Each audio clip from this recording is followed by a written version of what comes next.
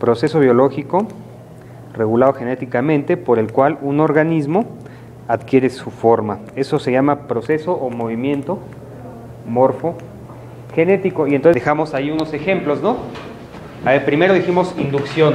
La inducción es el proceso morfogenético por el cual un grupo celular provoca y controla los cambios en otro grupo celular. Primero los provoca, ¿no? Hace que ese tejido cambie. Provoca y los controla además, como aquí Abraham bien lo dijo. Inclusive la tasa mitótica y el ritmo de velocidad en que se van a presentar estas mitosis está controlado por el primer grupo celular. Ejemplo, ¿no? Digo, a lo mejor suena raro lo que voy a decir, porque no conocen algunas estructuras, pero hay un tejido que se llama notocorda.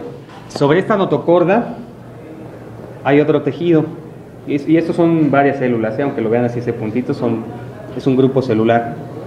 Y por arriba de esta notocorda hay un tejido que se llama, que si es de color azul, que es ectodermo, ¿no? Fíjense, la notocorda hace que el ectodermo sufra una diferenciación, sus células. ¿Qué se va a formar de este ectodermo por inducción de la notocorda? El sistema nervioso central. Entonces, esta notocorda hace que estas células cambien en su morfología, tengan una diferenciación, formen otras estructuras, pero finalmente quien va a inducir que se provoquen esos cambios y que se mantengan esos cambios será la notocorda. ¿A quién? Al ectodermo. ¿Sí me explico? Entonces la inducción es un proceso morfogenético de un grupo celular, es decir, en el cual un grupo celular provoca y controla los cambios en otro grupo celular. En este caso, como ejemplo, la notocorda hacia el ectodermo. ¿Sí? ¿Está claro? Ok, vamos a hablar de la interacción, ¿no? Luz, ¿te queda claro qué es una inducción? Sí. Ok, la interacción es exactamente lo mismo que una inducción, pero ¿qué pasa? ¿A qué te suena que interactuemos? Sí, intercambio.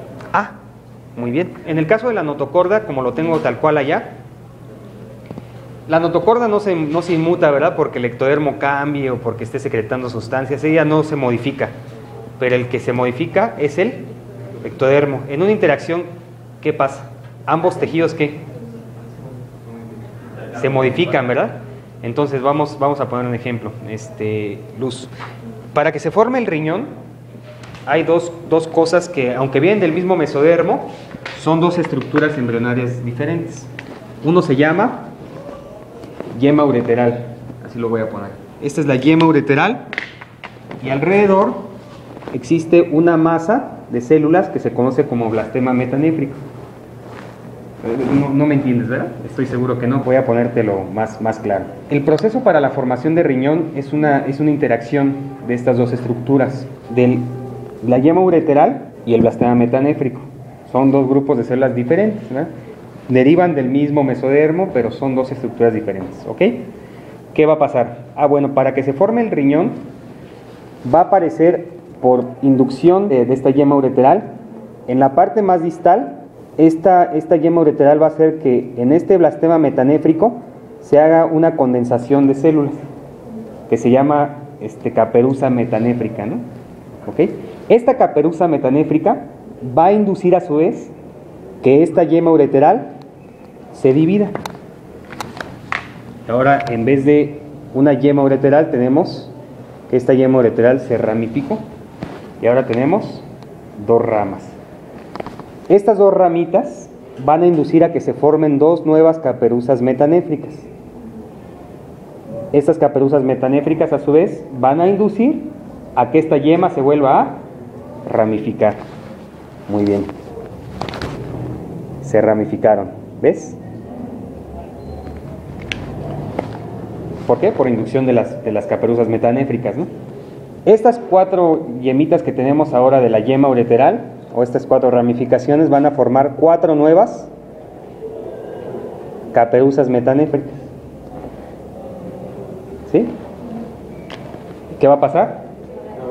Va a volver a ramificarse. Entonces, ¿qué está pasando? Uno induce el cambio del otro, pero el otro le regresa a su vez otra inducción para que haga otra cosa, ¿no? ¿Sí ves? Entonces, estos inducen a que se formen esas cuatro caperuzas metanéfricas y ahora esta yema ureteral por inducción de la caperuza metanéfrica se vuelve a dividir, ¿no? Y así sucesivamente como en 3 millones de veces, hasta que se forman X número de nefronas, ¿no? Porque la yema ureteral va a formar toda la parte colectora del sistema urinario y el blastema metanéfrico va a formar toda la parte de filtración. Entonces, es así como se lleva, es una interacción. Entonces, ¿cómo definirías tú la interacción con base en el concepto que tú entiendes de inducción? Vamos a ayudar a construir esta definición, ¿no? Por lo menos, ¿no? O sea, proceso morfogenético por el cual dos grupos celulares intercambian sustancias, induciendo entre sí cambios morfológicos y funcionales. El siguiente mecanismo es diferenciación, proceso por el cual las células pluripotentes van madurando y adquiriendo una especialización cada vez más restringida. Por ejemplo, ¿no? Ustedes saben que la neurona llega un momento en que presenta cierto número de mitosis y llega un momento en que ella está capacitada solamente para producir neurotransmisores que le permitan la interacción con otras, ¿no? Pero ya no vuelve a presentar mitosis hasta que, bueno, la neurona de pronto agarra o adquiere el más alto grado de especialización, que es la producción de sus neurotransmisores y punto, se acabó, ¿no? Muy restringida su función, ¿no? Y no hace las funciones del hepatocito, no produce las proteínas que produce otra célula, más que las que a ella le tocan producir, y se acabó, ¿no? Se acabó. Es más, sacrifica, por ese alto grado de especialización, sacrifica sus funciones reproductivas, ¿no? No vuelve a llevar a cabo ciclos mitóticos. Entonces, pues eso es diferenciación, ¿no? Es el que una célula alcance su grado máximo de especialización.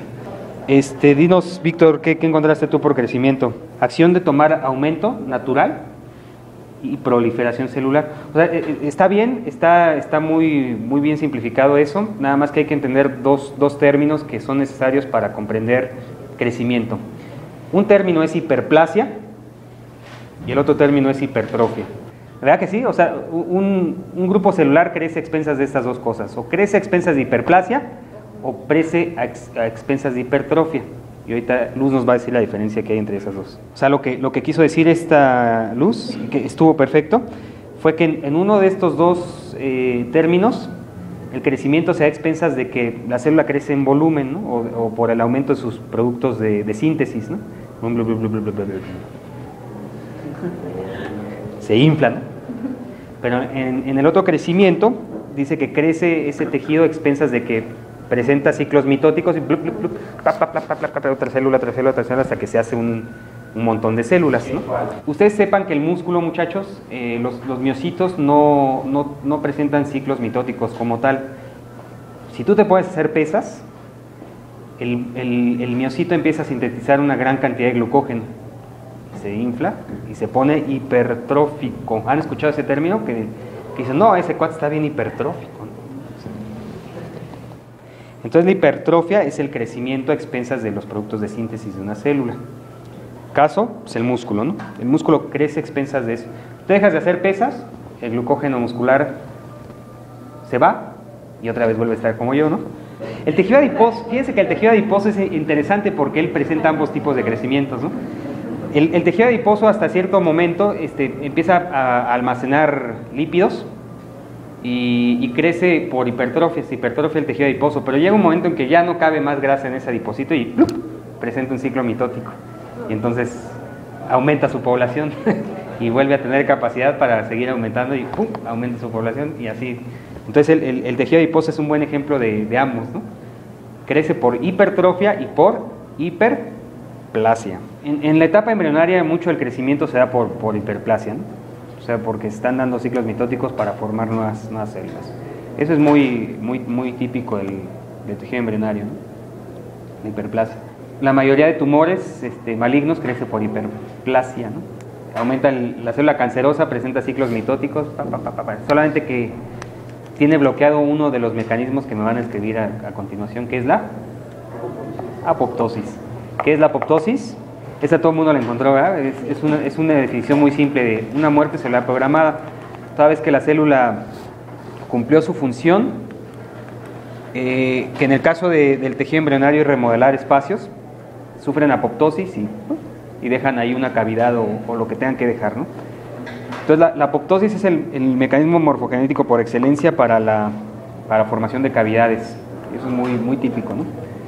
Un ejemplo para ello, el aparato digestivo.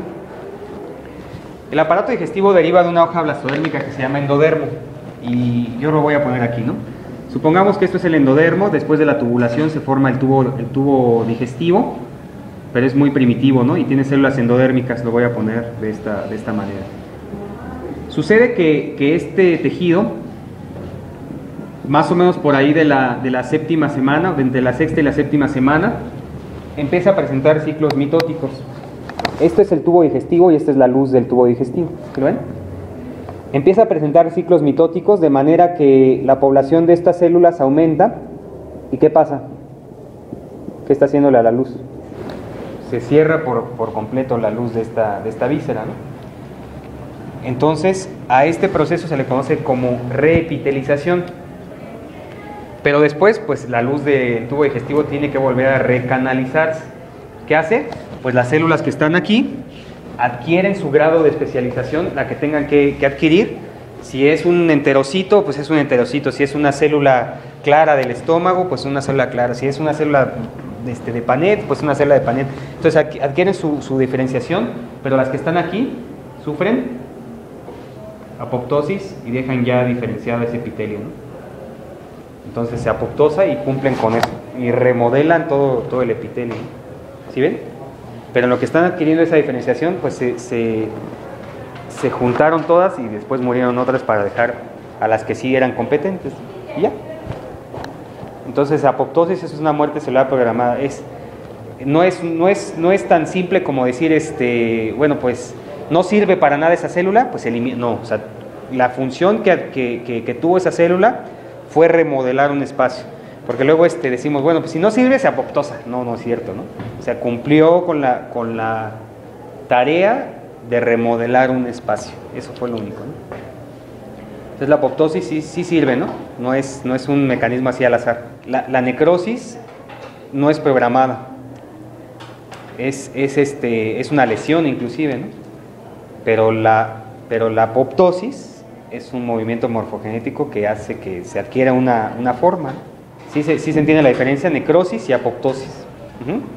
Bueno, pues la célula cancerosa no presenta apoptosis. Ese es un problema porque sigue creciendo y creciendo su población y creciendo su población y consume nutrientes y genera vasos sanguíneos para ella y bueno, pues hasta que invade otros tejidos, crece a expensas de ellos hasta que te mata. Entonces la célula cancerosa no tiene mecanismos o no está regulado su mecanismo. Muere, por ejemplo, si se llega a quedar sin irrigación, ¿no? Entonces hay algunas técnicas hoy en día de algo que se conoce como embolización, que se le forma un trombo a las arterias que nutren a ese tumor y muere por necrosis, no por apoptosis. Vamos a ponerlo así de esta manera.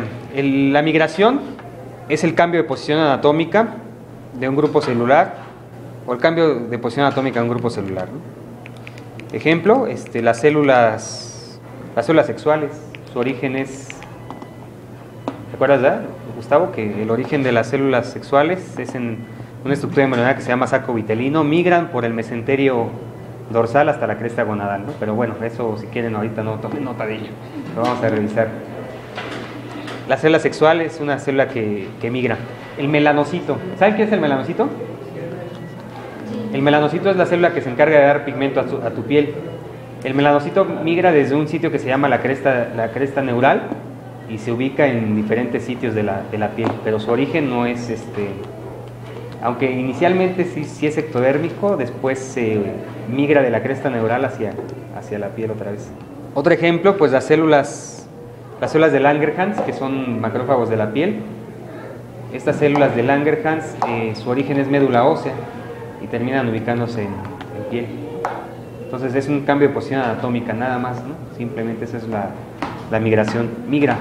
Es importante, muchachos, que sepamos esto de los movimientos morfogenéticos, porque pronto yo, cuando esté dando la organogénesis de X cosa o algún proceso de la formación embrionaria, voy a usar estos términos. Voy a decir, bueno, entonces estas células migran, o por migración y convergencia estas células se desplazan hacia tal sitio y bla, bla, bla.